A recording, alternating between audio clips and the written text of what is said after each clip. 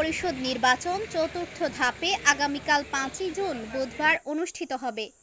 নির্বাচনের ভোট কেন্দ্রে নির্বাচনী সরঞ্জাম পাঠানো শুরু হয়েছে।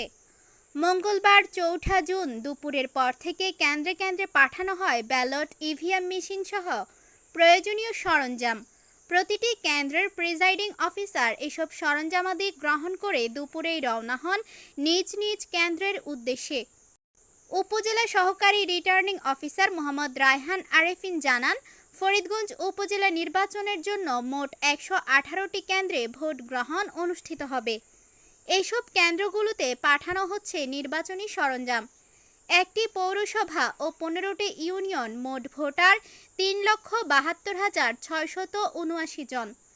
এসব কেন্দ্রের জন্য নেওয়া হয়েছে বাড়তি নিরাপত্তা ব্যবস্থা। নিরাপত্তা ব্যবস্থায় কাজ করছে 4 স্তরের আইনশৃঙ্খলা বাহিনী। নির্বাচনকে অবাধ, সুষ্ঠু, নিরপেক্ষ ও নির্বিঘ্ন করতে সব ধরনের ব্যবস্থা নেওয়া হয়েছে। এই উপজেলায় 3টি পদে নির্বাচনে মোট 8 জন প্রার্থী প্রতিদ্বন্দ্বিতা করছেন। এদের মধ্যে চেয়ারম্যান পদে 2 জন, ভাইস চেয়ারম্যান পুরুষ পদে 3 জন এবং মহিলা ভাইস চেয়ারম্যান পদে 3 জন প্রার্থী অংশ নিয়েছেন। লাভলি আক্তার, ফরিদগঞ্জ সংবাদ।